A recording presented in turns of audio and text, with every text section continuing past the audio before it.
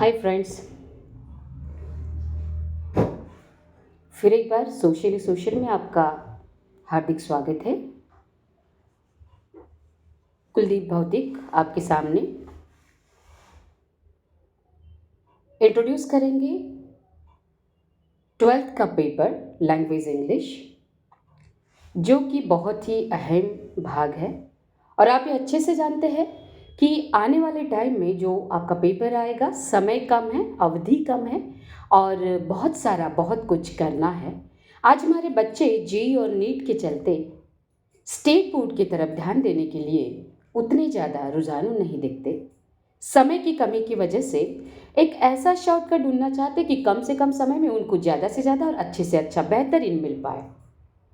Paper मात्र 3 घंटे का होता है और 3 घंटे में 80 मार्क का पेपर हमें सॉल्व करना होता है। It's not an easy task.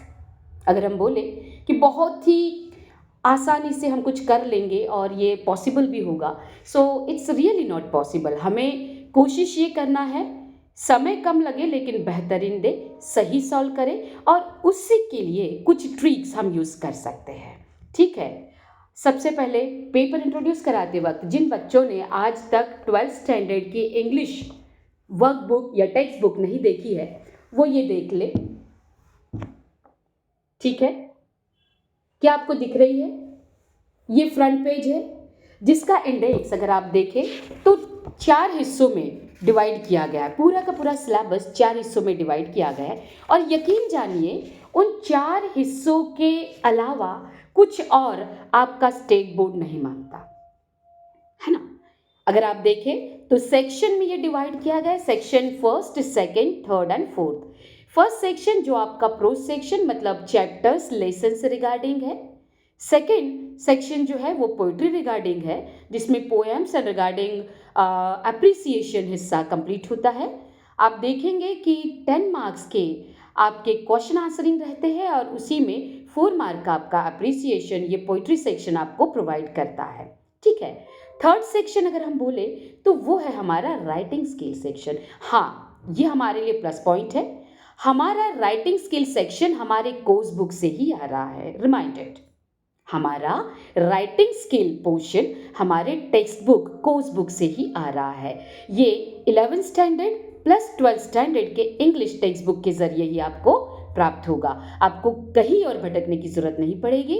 ध्यान रखेंगे, आपको कहीं और भटकने की जरूरत नहीं पड़ेगी। आपको 12th और 11th स्टैंडर्ड दोनों के इंग्लिश टेक्स्ट बुक के जरिए राइटिंग स्किल की अच्छे से तैयारी करना पॉसिबल होगा। बात समझ आई? हमारा फोर्थ सेक्शन थोड़ा नया है, जनरल, जो कि लिटरेचर से रिलेटेड है। लिटरेचर जो लिटरेरी क्रिटिसिज्म से जुड़ा हुआ होता है, उसके बहुत ज़्यादा पहलू यहाँ पर तो नहीं बताए गए, बट यस, अगर आप देखें स्टैंडर्ड 11th में जहाँ आपने ड्रामास की स्टडी की है, रिगार्डिंग चैप्टर्स आए हैं, ठीक उसी तरह से स्टैंडर्ड 12th में आपको नॉवल की स्टडी रिगार्डिंग चैप्टर्स वो आए हैं। इट मीन्स कि आपको नॉवेल्स का बेसिक इंट्रोडक्शन मिलेगा। चैप्टर्स आपको अलग अलग कैरेक्टर्स का इंट्रोडक्शन दिलाएंगे, उसका कैरेक्टरिस्टिक्स क्या है, क्वालिटी क्या है, पर्टिकुलरली उस व्यक्ति के अंदर ऐसे कौन से गुण हैं जो वहाँ पर उजागर होते हैं। चैप्टर पढ़ेंगे आपको समझ आ जाएगा। अब कहने की बात यह है, समझने वाली भी बात यह है कि नॉवेल इतना भी आसान नहीं है, बट नॉट वरी, आपके लिए बहुत अच्छा प्लस पॉइंट है। अगर आप टेक्स्ट में देखेंगे तो टेक्स्ट में नॉवेल का सिनॉप्सिस दिया है, नॉवेल की समरी दी है, इंट्रोडक्शन ऑफ द कैरेक्टर्स दिया है। पूरा का पूरा चैप्टर पढ़ने से पहले अगर आपने ये ब्रीफ समरी इंट्रोडक्शन सब पढ़ लिए तो चैप्टर अंडरस्टैंड करने में आसानी जाएगी। ठीक है, बढ़ते हैं पेपर की तरफ। हमारा 12th स्टैंडर्ड स्टेट बोर्ड का पेपर सिर्फ 5 हिस्सों में बटा है। इसमें 10th स्टैंडर्ड की तरह लैंग्वेज स्टडी का अलग से कुछ चैप्टर या क्वेश्चंस नहीं आए हैं। क्वेश्चन नंबर फर्स्ट अगर आप देखें आपके स्क्रीन पर आपको पेपर का नाम दिख रहा है, इंग्लिश 01 पॉइंट आउट किया है। देन आफ्टर कुछ इंपॉर्टेंट इंट्रोडक्शन दिए हैं, अगर आप पढ़े तो बहुत अच्छी बात है। आपके पास क्वेश्चन पेपर 10 मिनट पहले प्रोवाइड हो जाता है, अगर आप चाहें तो अच्छे से उसे पढ़ सकते हैं। इंट्रोडक्शन अगर दिया है, इंस्ट्रक्शंस अगर दिए हैं, वो अगर हम अच्छे से पढ़े तो जो माइन्यूट मिस्टेक्स हम करते हैं on the time of examination specially, वो हम ना करें। पॉसिबली ये हो सकता है ना। तो सबसे पहले तो इंस्ट्रक्शंस दिए गए समय पर आप पढ़ लीजिए, समय का पूरा सदुपयोग करिए। सेक्शन फर्स्ट प्रोज का part, reading for comprehension, language study, summary and mind mapping, यह हिस्सा है। प्रोज यहाँ माइंड मैपिंग और समरी है। इट मीन्स यहाँ पर प्रोज सेक्शन में सीन और अनसीन दोनों देखने मिलेंगे। Question number first, A and B ये दोनों सीन रिगार्डिंग है, बी सेक्शन ग्रामर से रिगार्डिंग है, और जो आप पढ़ेंगे बड़े आराम से, बड़े आसानी से सॉल्व कर पाएंगे। Section number first, question number first है, जिसमें आपको सीन पैसेज 12 मार्क का मिलेगा। क्वेश्चन 6 डिपार्ट हुए हैं और ईच कैरी 2, इस तरह का उसका कंट्रीब्यूशन है। मतलब हर एक क्वेश्चन आपको 2 मार्क प्रोवाइड करेगा। 6 क्वेश्चंस यहाँ पर क्वेश्चन नंबर फर्स्ट ए में डिस्ट्रीब्यूट करेंगे और हर एक क्वेश्चन आपको कितने मार्क्स प्रोवाइड करेगा? 2 मार्क्स। ठीक है, it's not that much easy but it's not that much hard as well. अगर आप देखें तो बिल्कुल ईजी से तरीके से यहाँ पर ट्रू फॉल्स आ गया है, मैच द पेयर आ गया है, जो कि बड़े ही आराम से आप सॉल्व कर सकते। जी हाँ दोस्तों, अगर आपने एक्सट्रैक्ट देखा तो आपको समझ आएगा जो पैसेज है, पैसेज रिगार्डिंग ट्रू फॉल्स से बड़े आसानी से, अगर हमें किसी कारण से मान के चलिए कि पढ़ना पॉसिबल नहीं हुआ, किसी कारण से बीच में तबीयत या कुछ और भी इश्यू हो गया, हम हड़बड़ाहट में चैप्टर पढ़े और हमें समझ ही नहीं आया, but not to worry, in the time of examination आप देखेंगे कि आपके पेपर में ही एक्सट्रैक्ट आ जाता है, पैसेज आ जाता है। हाँ, बट आपको ये जानना ज़रूरी है कि वो पैसेज किस चैप्टर का है। इसलिए आपको पहले ही बोला कि आपके लिए शॉर्टकट नहीं बट ईजी ट्रिक्स बताई जा सकती है। पहले अगर आप चैप्टर पढ़ ले, ओवरलुक अगर कर ले, तो it's going to be very easy to understand the extract what is provided, right. So अगर आपने इस एक्सट्रैक्ट को, इस पैसेज को अच्छे से पढ़ लिया विदिन 5 to 10 मिनट्स आप दे दीजिए, तो बड़े आराम से आप ट्रू फॉल्स सॉल्व कर पाएंगे। It's carry 2 marks. उसके साथ साथ क्वेश्चन नंबर सेकेंड A2 यहाँ पर आया है, मैच द पर्सन्स। देखिए नरेटर, कैंपस, ये जो चैप्टर पर्टिकुलर पेपर आपको दिया, इस पेपर में पर्टिकुलर अलग अलग वर्ड्स दिए हैं मैच द पेयर में। अगर आप देखें तो वहाँ आपको बहुत आसानी से उसके क्वेश्चन आंसर समझ आ जाएंगे। Question number third A3, give reason. अगर आप यहाँ देखेंगे we are objects of scrutiny, अगर आप ये चैप्टर पढ़ चुके हैं और एक्सट्रैक्ट आप पढ़ चुके हैं तो इसके रीजन भी बड़े आसानी से आप दे पाएंगे। So I don't think it's going to be very difficult to understand and to write and solving this questions in the time of examination. आप बड़े आराम से इसे सॉल्व कर सकते, बस फोकस होना ज़रूरी है ना, विदाउट डिस्ट्रक्टिंग योर माइंड। अगर हम हमारा दिमाग कहीं डिस्ट्रक्ट नहीं करते, डिस्टर्ब नहीं करते, तो एग्जाम ड्यूरेशन में भी काम डाउन होकर बड़े आराम से क्वेश्चन आंसर सॉल्व कर सकते। क्वेश्चन नंबर 5 जो कि आपका डुअस directed, that means grammar regarding है, that means seen grammar, okay. और उससे पहले क्वेश्चन नंबर 4 A4 जो आता है वो होता है आपका personal response. It means you are free to write your answer by own. The only question is that कि जो क्वेश्चन पूछा है वो regarding according to the given passage उससे कनेक्टेड होना चाहिए, है ना। अगर एग्जाम्पल के तौर पे दी तो पैसेज अगर क्रिकेटर्स से रिगार्डिंग है और यहाँ पर योर फेवरेट हीरो बोले, तो हम कभी भी लीडर्स या फिर पॉलिटिकल रीडर्स हम बात करें या फिर मूवीज हीरोज एंड हीरोइंस की बात नहीं कर सकते। It is regarding to the play और game, sport events, right. So वो एक ध्यान रखना है, खासकर पर्सनल रिस्पॉन्स क्वेश्चन में वो हमारे एक्सट्रैक्ट से कनेक्टेड होना चाहिए। ग्रामर अगर आप देखेंगे तो ग्रामर सेक्शन भी बहुत ज़्यादा टफ नहीं है। आप देखिए बिल्कुल लो स्टैंडर्ड के अकॉर्डिंग हर बच्चा बड़े आराम से वो समझ सके, इस हिसाब से ऑप्शंस भी दिए हैं। That means no need to worry about whether I get to know और नॉट। मुझे याद हो रहा है या नहीं। हम देख सकते हैं यहाँ पर एक पर्टिकुलर क्वेश्चन पूछा है और उसके साथ साथ उसके ऑप्शंस भी दिए हुए हैं। आप बड़े आराम से इसे सॉल्व भी कर सकते हैं। हर क्वेश्चन, चाहे वो क्वेश्चन फर्स्ट हो, सेकंड हो, ये दोनों में आपको ऑप्शन मिल जाएंगे। प्लीज़ गाइस थोड़ा फोकस करें और बड़े आराम से, बड़े ही इजी तरीके से आप ये पेपर सॉल्व कर सकते हैं। क्वेश्चन नंबर A6 हम बात करें क्वेश्चन फर्स्ट A6, जो कि synonyms that means glossary, that means vocabulary से रिलेटेड है। आप इजीली तो नहीं, लेकिन थोड़ा सा फोकस अगर करें देन आप इनकी भी आंसर्स ले सकते हैं, ठीक है।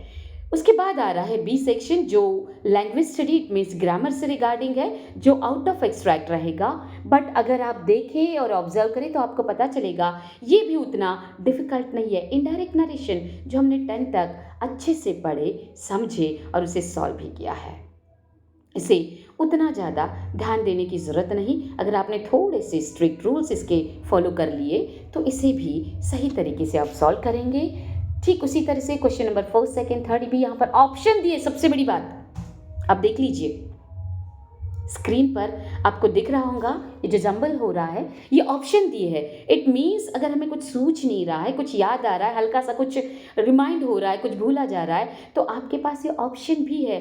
ऑप्शन में शायद आपको याद आ जाए कि पर्टिकुलर सेट ऑफ नॉर्म्स यहाँ पर रेगुलेट होंगे, जिससे हम आराम से उसे फॉलो कर सकते हैं, है ना। ये आसान। इस तरह से 4 क्वेश्चंस आप बड़े आराम से सॉल्व करके 4 आउट ऑफ 4 बिल्कुल ग्रैब कर सकते हैं। जी हाँ, 4 out of 4 it's not a bundle. ये बंडल नहीं है, जो बोल रहे हैं बिल्कुल सच और सच ही है। अगर आप चाहे तो इसका एक्सपेरिमेंट घर पर ही कर सकते हैं। If you are the student and regular student of 12th, suppose you are studying at home, must try to give your series and examinations what are given in your colleges. आपके school colleges ज़रूर series या examination test series की एक practice आपकी लेंगे before board examination, what we called as pre board study और preparation for the students. अगर उसे भी आप एक बार अच्छे से सॉल्व करते हैं बैठ कर, भले ही आप 50-50% लीजिए, अगर स्टडी नहीं हुई ऐसा आपको लगता है, नहीं दे पाए आप 3 years ऐसा आपको लगता है, तो थोड़ा थोड़ा समय दीजिए, 50-50% सॉल्व करिए, लेकिन सॉल्व करके देखिए, यकीन जानिए कॉन्फिडेंस लेवल बढ़ेगा, यकीनन बढ़ेगा। ठीक है। क्वेश्चन नंबर 2 की अगर बात करें तो ये हमारा अनसीन पैसेज है, सेम फॉर्म रहेगा। आपका क्वेश्चन नंबर 4 जो है, B4 जो है, A4 जो 4th क्वेश्चन है वो आपका पर्सनल रिस्पॉन्स रिगार्डिंग रहेगा। क्वेश्चन नंबर 5 जो है वो आप देखेंगे कि ग्रामेटिकल फॉर्म है, ग्रामर सीन है, और उसके साथ क्वेश्चन नंबर 6 वोकैबुलरी से रिलेटेड है।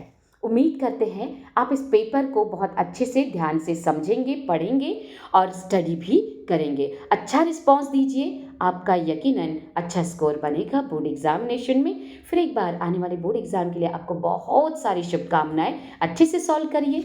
चलिए देखते हैं क्वेश्चन नंबर 3। क्वेश्चन नंबर 3 सभी को पसंद है क्योंकि बहुत कम शॉर्ट एंड स्वीट शब्दों में उसका हम आंसर्स लिख पाते हैं। It is poetry section. It's going to be very easy at the same time understanding as well। Poetry सभी को पसंद है, कविताएं करना, लिखना और उसे पढ़ना सबको अच्छा लगता है। हाँ, लेकिन अगर सीन इट मीन्स हमारे एक्सट्रैक्ट से स्टडी रिगार्डिंग हो तो थोड़ा सा डिफिकल्ट जाता है, क्योंकि ये लिटरेरी फॉर्म में आते हैं। कोई बात नहीं, थोड़ा समय लीजिए, ठीक है। अगर आप देखें तो एक्सट्रैक्ट में नियर अबाउट आई थिंक 8 और 8 पोएम्स आपको दिए हैं, और 8 पोएम में ही आपका 10 मार्क का पोइट्री सेक्शन क्वेश्चन आंसरिंग का और 4 मार्क का एप्रिसिएशन 14 मार्क्स कवर होते हैं। जी हाँ, 14 मार्क्स। इसलिए पोइट्रीज को अच्छे से पढ़िए और बड़े आराम से क्वेश्चन, हाँ 5 क्वेश्चन पूछे जाते हैं, और वही जो हम प्रोज में फॉलो कर रहे हैं, सेम रूल है, ईच कैरी 2।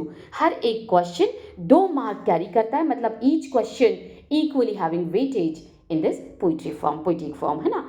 10th की तरह नहीं है कि 2 to 1 है, यहाँ पर हर क्वेश्चन 2 मार्क्स कवर कर रहा है। तो हर क्वेश्चन को बहुत अच्छे से समझे और सॉल्व करें। आप अगर क्वेश्चन देखिए, यहाँ पोइट्री देखिए तो एक particular what we called as stanzas आए हैं। जिस स्टांजाज को अगर आप पढ़ेंगे तो ज़रूर आपकी पढ़ाई हो चुकी है, और उसके अकॉर्डिंग अगर आप कुछ लाइन्स भी पढ़े then you can easily understand that yes this particular lines are belonging from particular poem. और अगर एक बार आपको पोएम समझ में आ गई तो उसका बेसिक कंसेप्ट क्या है, उसका सिंटैक्स क्या है, उसकी समरी क्या है, पूरी आपके ध्यान आ जाएगी। She walks in beauties, isn't it?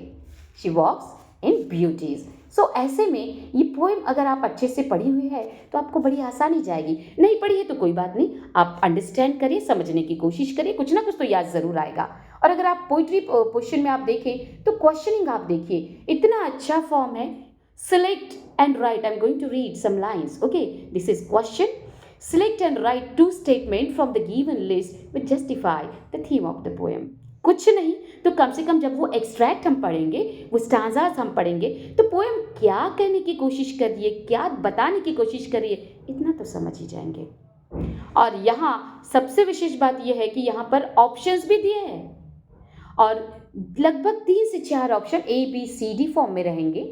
उस फॉर्म में जब आप ऑप्शन पढ़ेंगे तो अप्रोप्रिएट रहेंगे, लेकिन एग्जैक्ट कुछ रहेंगे जो पर्टिकुलरली उसको जस्टिफाई करेंगे और आप उसे भी सॉल्व कर सकते हैं। अब क्वेश्चन नंबर 2 देखिए, कितनी आसान, कितने इजीली यहाँ पर यूज किया गया। That complete the following web describing the various aspect of the ladies beauty, one is done for you at the correct page, centre page. तो आप देखिए क्या क्या बोल रहा है कि वेब में क्या डिस्क्राइब करना है कि लेडी की जो ब्यूटी वहां पर डिस्क्राइब की गई है उसे हमें क्या करना है, यहाँ लिखना है। So it's going to be very easy, बहुत ईजी है। वर्ड्स यहाँ पे ऑलरेडी दिए गए, जैसे हर हेयर, हर आइज, यहाँ बताया गया हर माइंड, हर स्माइल। सो स्माइल किससे कंपेयर की गई है, हेयर किससे कंपेयर किए गए हैं, आइज किससे कंपेयर किए गए हैं, माइंड का कंपैरिजन किससे है। ये आप जब लाइंस पढ़ेंगे तो बड़े आसानी से आपको ये मिल जाएगा और इजीली आप 2 मार्क्स ग्रैब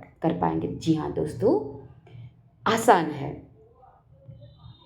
बिल्कुल आसान है।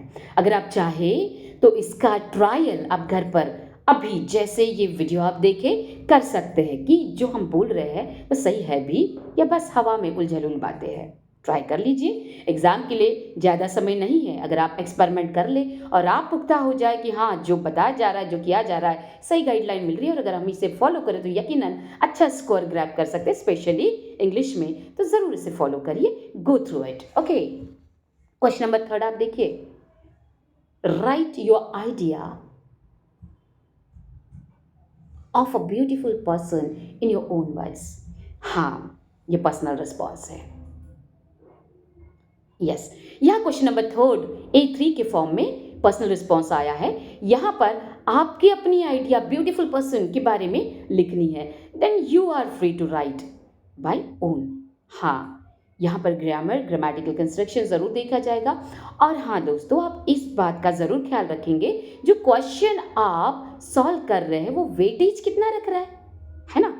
2 मार्क का वेटेज हम पेज पर हम लिखे जा रहे हैं, so it's not good because we are getting only 3 hours. Will how to manage it. Okay, so सोच समझ कर लिखिए। Then antithesis, that means poetic devices. अगर poetic device that is figure of speeches आप थोड़ी सी ज़रूर स्टडी करिए, इसमें थोड़ा सा मगजमारी वाला काम है। थोड़ी स्टडी करेंगे तो बड़े आसानी से इसे सॉल्व कर पाएंगे। एंटीथेसिस, एंटी मतलब अपोजिट है, थेसिस मतलब आइडिया है, तो आप देख लीजिए, आप बड़े आराम से कर सकते हैं, इजीली हो सकता है। क्वेश्चन नंबर 5 इसी का तो आपके हाथ का है। जी हाँ, क्योंकि इसमें आपको 2 से 4 लाइन अपनी बनानी होती है रिगार्डिंग गिवन टॉपिक। हाँ, इसमें कोई रिस्ट्रिक्शन नहीं, बिल्कुल आप चाहे तो फ्री वर्ड्स यूज कर सकते हैं, आप चाहे तो what we called as what is that, what we said, rhyming pairs. Of course rhyming के साथ उसे यूज कर सकते हैं। फ्री वर्ड्स और राइमिंग पेयर्स ये डिसीजन हम लेंगे। हाँ, बट बशर्ते वो जो पोएम है वो पोएम कौन सा पैटर्न फॉलो कर रही है, इसे ध्यान रखना बहुत ज़रूरी है। कोशिश करिएगा कि इसमें आप आउट ऑफ ग्रैब कर सके। पॉसिबल है, अगर आप अच्छे से इसे स्टडी करें, फॉलो करें तो बहुत आराम से 10 आउट ऑफ 10 ले सकते हैं। जी हाँ, 10 out of 10, it's not impossible. Appreciation के लिए थोड़ा सा सर खर्च करना पड़ेगा, क्योंकि ज़रूरी नहीं है एप्रिसिएशन के दरमियान आपको name of the poem and name of the poet दिया ही हो। ओके, सो बस करना क्या है, एक छोटा सा फॉर्मूला यूज़ करना है। आप नेम ऑफ द पोएम के नाम तो जनरली आपको याद हो ही जाएंगे। जैसे I am going to read some lines of the poems. Song of the open road, Indian weaver, the Inchcape rock, have you earned your tomorrow, father's returning home, money, she walks in beauty, recently we had seen at small towns and rivers। ये नाम है poems के जो आपको provide किए गए standard 12th में।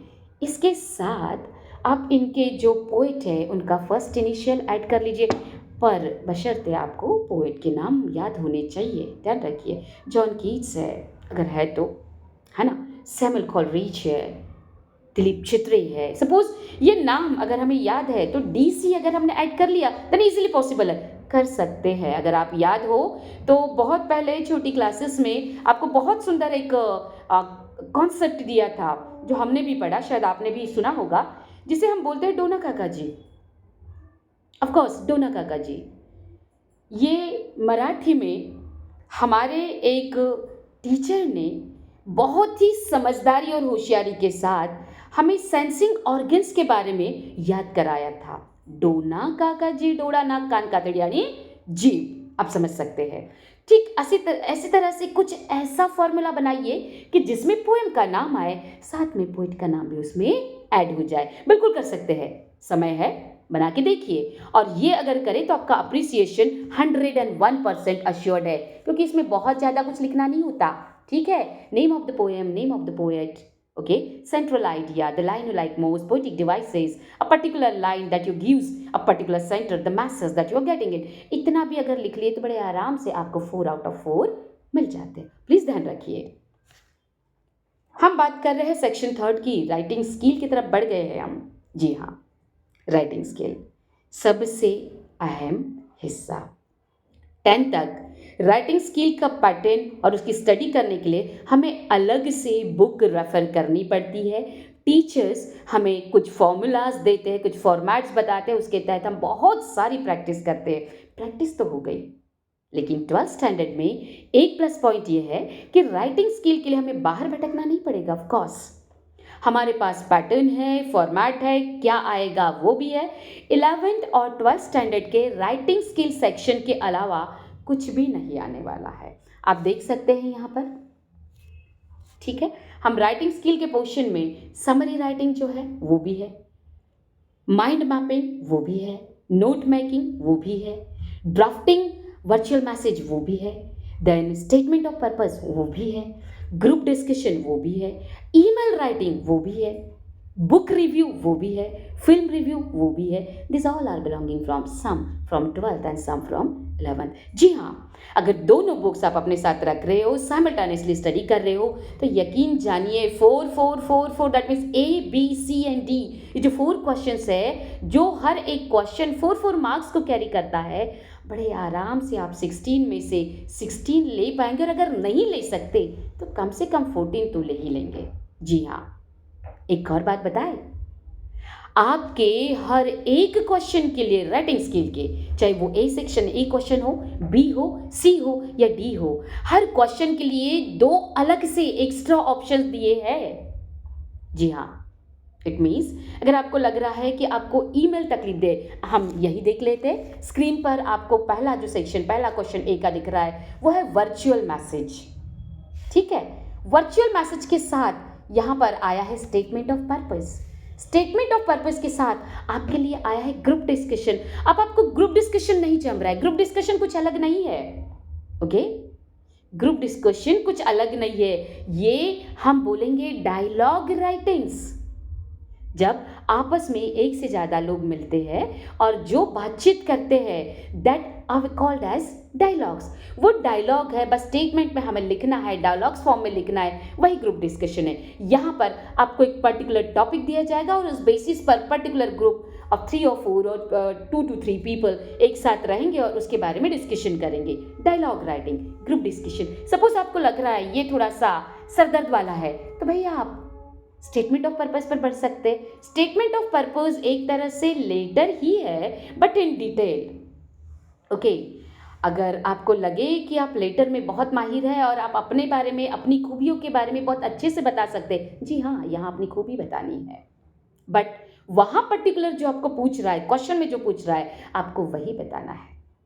Statement of purpose अगर आप चैप्टर पढ़ेंगे, राइटिंग स्किल सेक्शन में है, तो आपको पता चलेगा कि ये कितना आसान है। बड़े आराम से आप 4 आउट ऑफ 4 ले सकते हैं। ऑफ कोर्स उसके साथ आपको ना एक काम करना पड़ेगा, that is construction of sentences. Grammatically construction सही होना चाहिए, स्टेप बाय स्टेप जाना चाहिए। अगर ऐसा नहीं होना तो दिक्कत जा सकती है। चलो ये भी प्रॉब्लम दे रहा है, तो सबसे आसान तरीका आपको बताते हैं, and that is drafting a virtual message. Virtual message कम से कम शब्दों में आपने आपके क्वेश्चन जो आंसर कॉपी मिली है उसका एक पर्टिकुलर 4 to 5 लाइंस भी लिख लिए ना एक पर्टिकुलर फॉर्मेट में, तो आपको 4 आउट ऑफ 4 बिल्कुल यकीनन मिल सकते हैं। जी हाँ, फॉर्मेट बिल्कुल आपके सामने है। आप एक बार राइटिंग स्किल के सेक्शन से जाकर तो देखिए, गुजरिए, आपको जरूर मिलेगा। यकीनन वर्चुअल मैसेज आपको 4 आउट ऑफ 4 देने में सक्षम है, समर्थ है। आप ट्राई करें।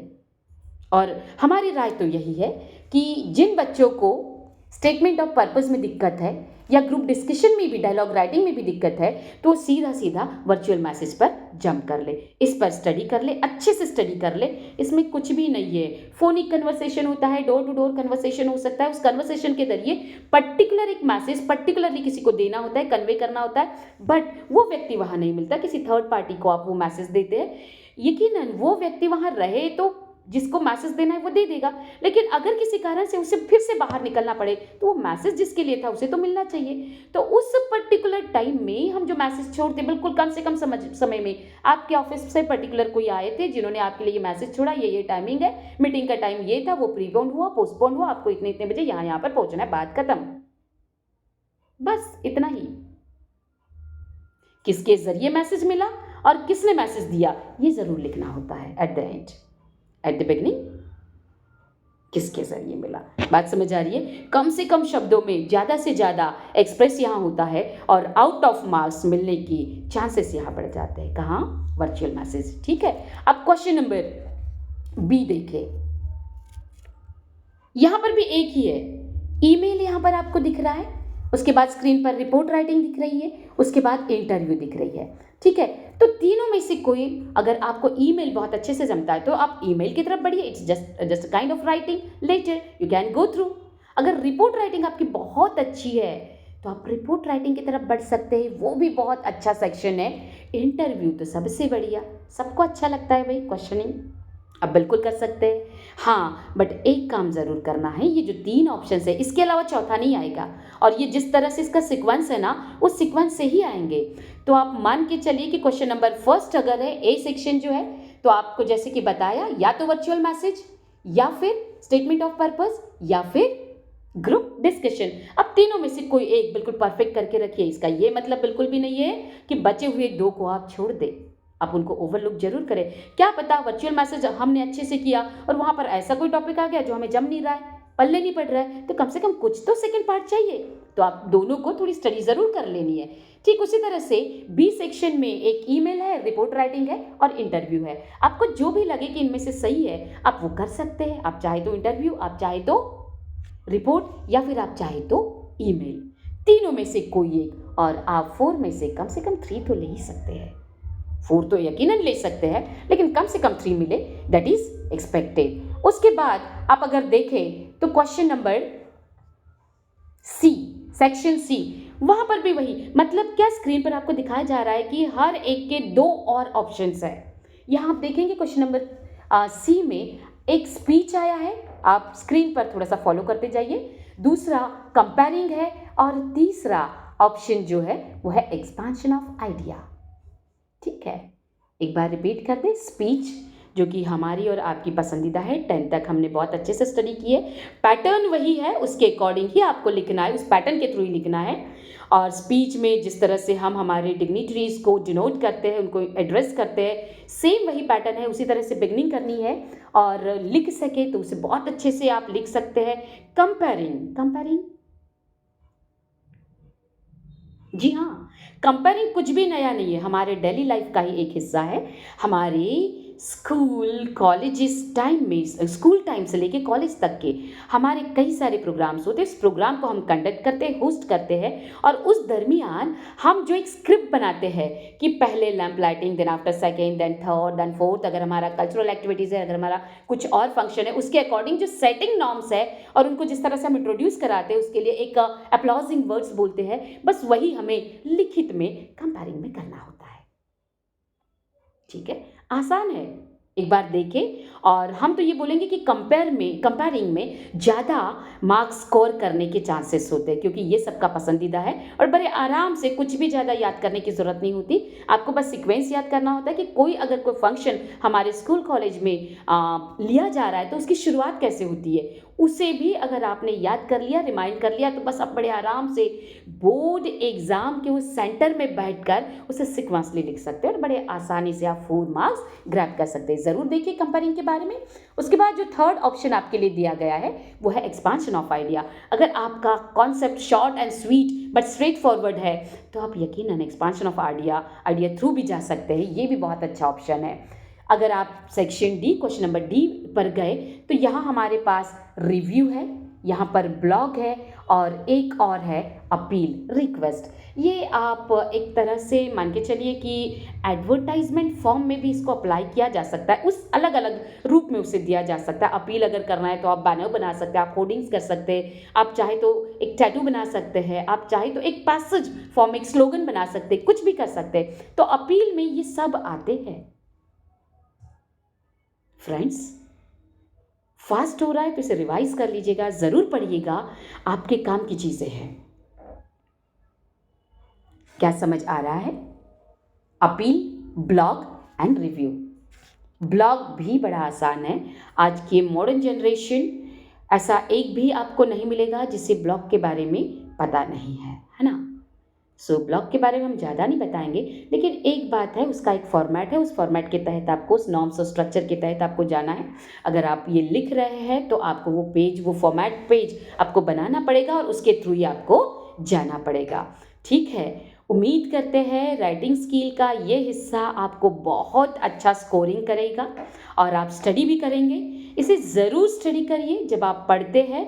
कोई भी पेपर ज़रूरी नहीं है वो आज का हो, आपके टेस्ट सीरीज़ का हो, करंट का हो, किसी ओल्ड स्टूडेंट से, आपके किसी फ्रेंड से, किसी भाई से, भाई के दोस्त से अगर आपने वो लिया है तो उसे भी आप स्टडी कर रहे हैं तो कहीं ना कहीं आपकी प्रैक्टिस होना तय है। Question number 5, section 4, that is entirely novel, that means new, है ना। Novel, it's novel also but it is new age well, literary journal. और इस हिस्सा, ये जो हिस्सा है ये प्योरली 12th से ही आएगा, 11th से नहीं आने वाला, क्योंकि 11th में हमारा ड्रामा सेक्शन है जर्नल में, लिटरेरी जर्नल में, और यहाँ नॉवल, तो यहाँ आपको नॉवल के बारे में ही पूछा जाएगा। क्वेश्चन नंबर 5 भी 4 सेक्शंस में ABCD में डिवाइड किया गया है। 16 मार्क का ही है, 16 मार्क का ही है, और हर क्वेश्चन 4 मार्क्स ही कैरी करता है। यहाँ पर प्लस पॉइंट ये है कि हर एक क्वेश्चन 2 में डिवाइड है। ठीक है, क्वेश्चन नंबर A वो 2 क्वेश्चंस में डिवाइड रहेगा, B 2 क्वेश्चंस में डिवाइड रहेगा, C 2 क्वेश्चंस में, और D भी 2 क्वेश्चंस में डिवाइड रहेगा। लेकिन यहाँ पे थोड़ा सा फोकस करने की ज़रूरत है।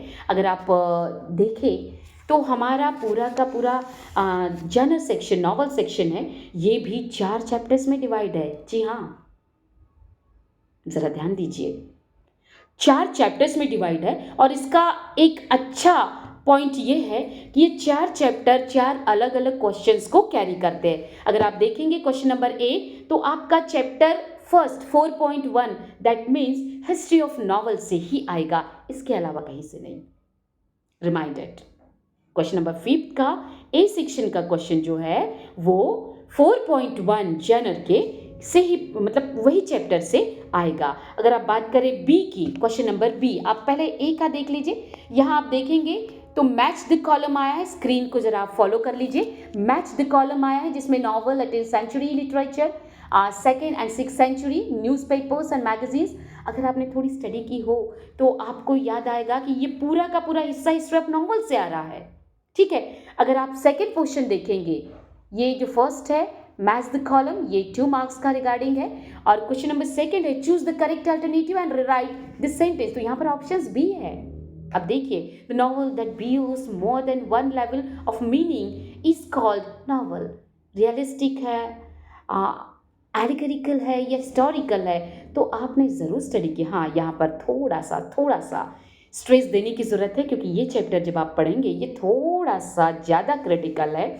और अगर हम बोलेंगे तो सिस्टमेसी इसमें है, इसमें थोड़ा सा कॉम्प्लिकेशन भी है, तो इसे पढ़ते समय थोड़ा फोकस ज़रूर करिए, तो आप ये सॉल्व कर पाएंगे। और अगर नहीं होता है तो ठीक है, बहुत ज़्यादा स्ट्रेस लेने की ज़रूरत नहीं। बाकी बी सी एंड डी हमारे पास है ऑप्शंस, लेकिन इसे स्टडी करेंगे तो 4 मार्क्स ग्रैब कर सकते हैं। It matters. Okay, then after हमारा आया बी सेक्शन। बी सेक्शन जो है, क्वेश्चन नंबर बी, ये चैप्टर 4.2 पर ही रहेगा। ठीक है, यहाँ अगर आप देखें तो ई आर ब्रैथवाइट से रिगार्डिंग है, to serve with love. First and second दो क्वेश्चन है, और दोनों दो मार्क के ही, 2 मार्क्स के ही है, और दोनों टू सर्व विथ लव ब्रैथवाइट से रिगार्डिंग है। आप समझ रहे हैं। हालांकि जनरल पूरा का पूरा नॉवल है, इट मीन्स नया है, लेकिन इसके बावजूद इसे सिंप्लीफाई किया है कि हर चैप्टर को अलग अलग क्वेश्चन में डिवाइड कर दिया है। हमें ज़्यादा स्ट्रेस लेने की ज़रूरत नहीं पड़े, हम अच्छे से उसे समझ सकें। अगर आप देखें क्वेश्चन नंबर सी, जो आपका 4.3 around the world in 80 days से रिगार्डिंग है। आप देखेंगे फिलॉसफॉप, आप देखेंगे 80 डेज के लिए क्लाइमैक्स, मतलब ये दोनों चैप्टर पर्टिकुलर 4.3 चैप्टर से ही है। अब वही उसी तरह से अगर देखेंगे क्वेश्चन नंबर डी, यहाँ से मैरी मॉस्टन आप लीजिए, या फिर होम्स, शर्लॉक होम्स के बारे में बताया गया है, या लीसियम थिएटर के बारे में पूछा गया है। तो ये पूरा का पूरा क्वेश्चन, दोनों के दोनों क्वेश्चन आप देखेंगे कि 4.4 से है। इट मीन्स बहुत ज़्यादा स्ट्रेस लेने की ज़रूरत नहीं है। A B C and D section chapter wise है, तो आपको आसानी जाएगी। अगर आपको लगता है पर्टिकुलर कोई एक चैप्टर मुझे तकलीफ दे रहा है, समझने में तकलीफ हो रही है, तो या तो आप अपने सब्जेक्ट टीचर से मिलिए, या फिर उसे स्किप कर दीजिए। ये मान के चलिए कि भाई 4 मेरे हिसाब से नहीं है, तो उसे मैं कहीं और, इस पर्टिकुलर 80 मार्क के पेपर में कहीं और थोड़ा सा ग्रैब कर लूँ, 4 मेरे माइनस है ना, नियर अबाउट 76 से मैं ग्रैब करूँ। सो ये आप बिल्कुल कर सकते हैं। डियर फ्रेंड्स, उम्मीद करते हैं ये जो पूरा का पूरा पेपर आपके साथ हमने डिस्कस किया, ये आपको समझ आया होगा, और थोड़ी तो हिंट मिल जानी चाहिए, जिससे कि आपको आसानी हो, आप इजीली अंडरस्टैंड कर सके, और अंडरस्टैंड करके आपकी प्रैक्टिस अच्छे से हो। हम चाहते हैं ये सभी चीज़ें अच्छे से हो ही हो, और साथ में आपका मार्क ग्रैब भी हो। अगर गाइस आपको ज़रा भी लगता है कि ये वीडियो देखने के बाद, सुनने के बाद, समझने के बाद आपका 0.1% भी कुछ बढ़ा है, इंस्पिरेशन मिली है, फ़ायदा हो रहा है, then please try to comment. हम कोशिश करेंगे कि अच्छे से अच्छा दें, ठीक है ना। Okay then, see you.